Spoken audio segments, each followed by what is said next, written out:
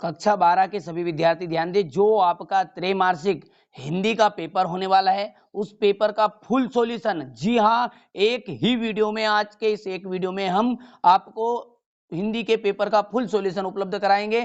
तो देखते हैं सबसे पहले प्रश्न से।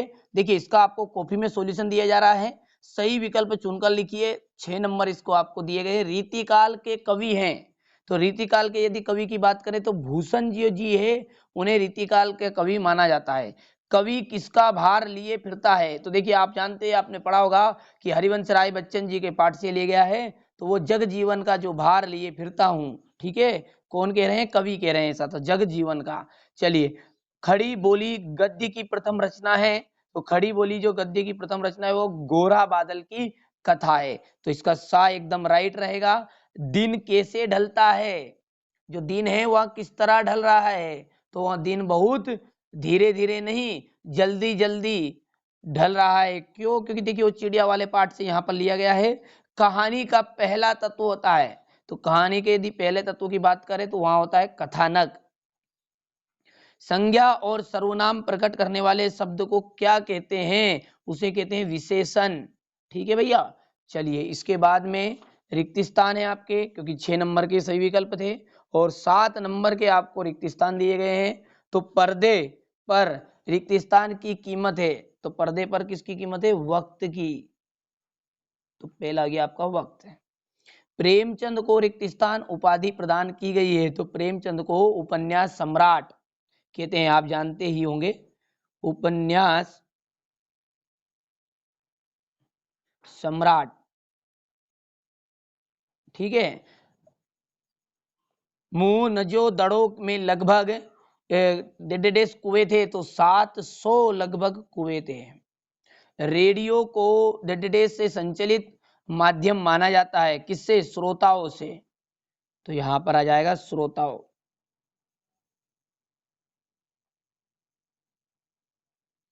सीरीज के बड़े वृक्ष, जो वृक्ष है बड़े और कैसे होते हैं, तो उनके जो वृक्ष होते हैं वो छायादार और बड़े होते हैं, छायादार। चलिए अगला देखते हैं। सा हृदय से, हृदय में स्थित अस्थायी भाव को ही संचारी भाव कहते हैं, संचारी भाव। तद्धित प्रत्यय से निर्मित शब्द तदान्धान क्या कहलाते हैं, ताधिनताद तांत कहलाते हैं। एक वाक्य में उत्तर की यदि बात करें तो क्वेश्चन 3 में एक वाक्य में उत्तर दिए गए 7 बच्चे किसकी प्रत्याशा में होंगे, तो बच्चे जो है अपनी माता की।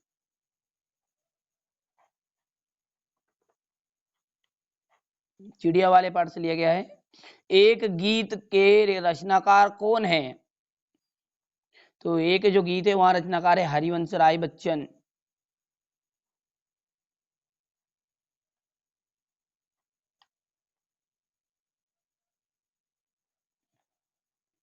कविता का खिलना कौन नहीं जानता है, तो कविता का खिलना फूल नहीं जानता है। भक्ति सॉरी, चौथा देखते हैं, फीचर लेखन की शैली कौन सी होती है, तो होती कथात्मक शैली।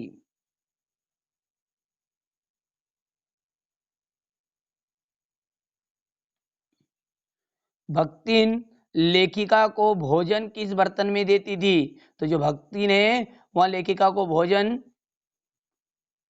जो फूल फूल की थाली में देती थी। ठीक है, तो यहाँ पर फूलों की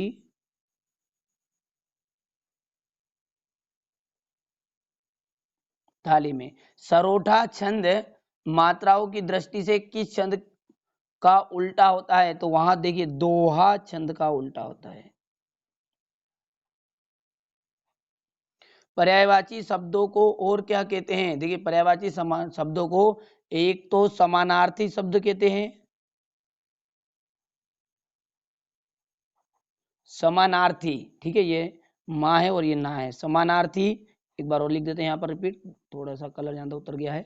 समानार्थी और समानार्थक शब्द।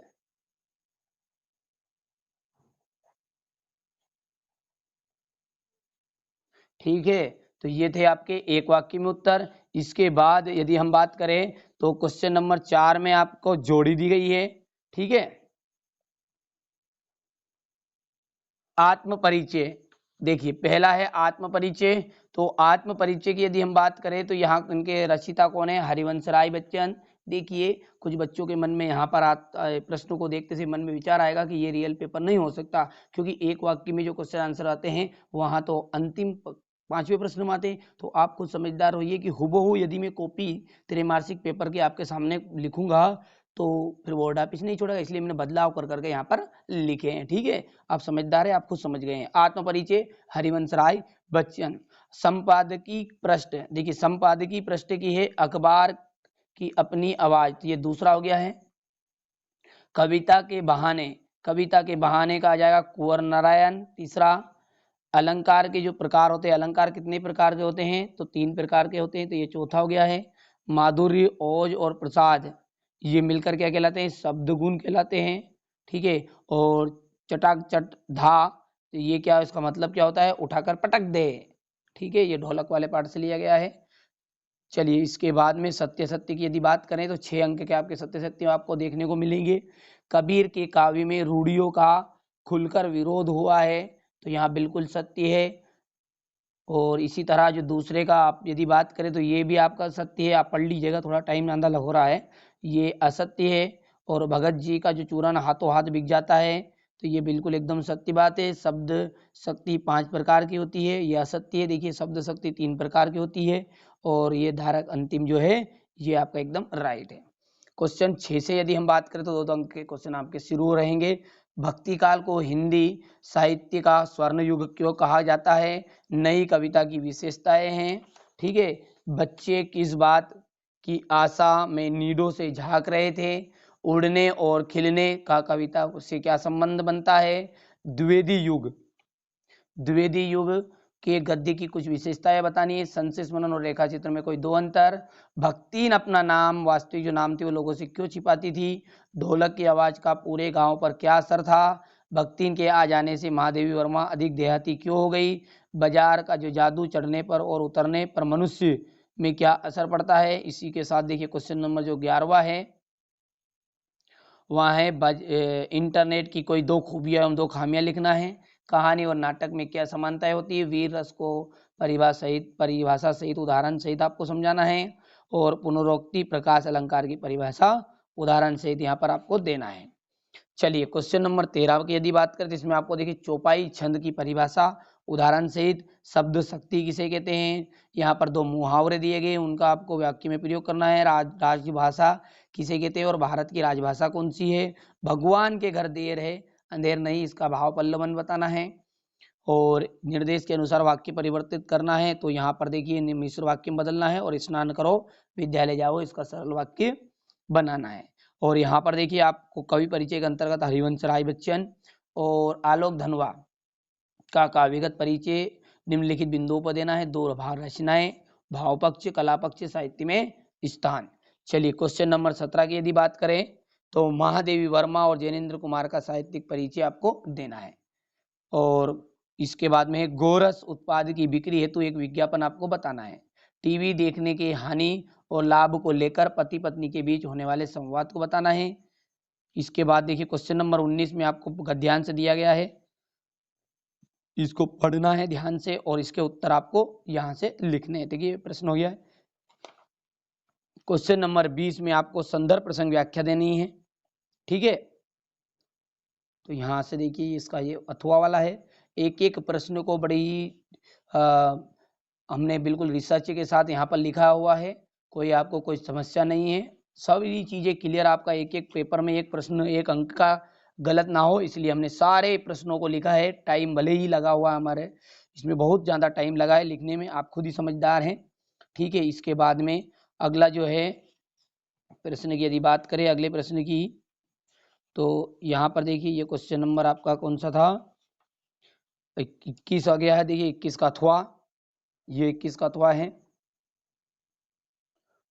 और यहाँ से देखिए ये, और ये अंतिम जो है इसमें 22 और 23वां प्रश्न है। तो ये 22वें प्रश्न में आपको देखिए निर्धन कोष से छात्रवृत्ति देने हेतु आवेदन पत्र पूछा गया है। और उसी के अथवा में हाई स्कूल में प्रथम श्रेणी उत्तीर्ण आने पर आपने जो मित्र है आपका उसको बधाई पत्र। और यहाँ पर देखिए अभ्यास का महत्व पर एक संक्षिप्त अनुच्छेद लिखना है या फिर एक संक्षिप्त किंतु सारांश जो निबंध रहेगा उसको आपको यहाँ पर बताना है। ठीक है, तो ये थे आपके हिंदी के, थोड़ा सा जल्दी जल्दी में बोला इसलिए थोड़ा बहुत भाषा में उठापटक हो गई है, तो क्योंकि जल्दी जल्दी मैंने वीडियो बनाया ताकि आपको ज़्यादा समय ना लगे। ठीक है भैया, तो मिलते हैं अगले वीडियो में। यदि आपने इसी तरह के दूसरे वीडियो देखना चाहते हैं, आप दूसरे पेपरों को देखना चाहते हैं, तो चैनल को अभी सब्सक्राइब करिएगा।